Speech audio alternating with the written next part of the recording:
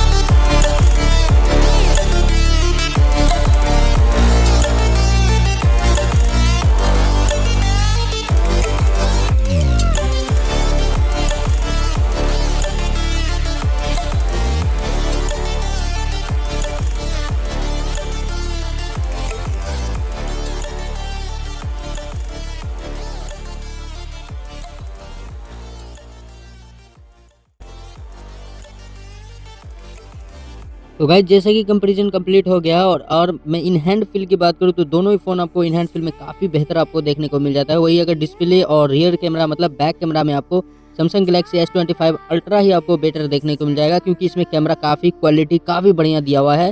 वही अगर front camera की बात करें तो फ्रंट कैमरा में आपको रेड मैजिक 10 प्रो ही आपको देखने को अच्छा मिलेगा। हार्डवेयर भी दोनों में सेम ही दिया हुआ है, क्योंकि 8 एलीट का स्नैपड्रैगन 8 एलीट का आपको दिया हुआ है। बैटरी आपको बिग बैटरी आपको रेड मैजिक 10 प्रो में देखने को मिल जाता है।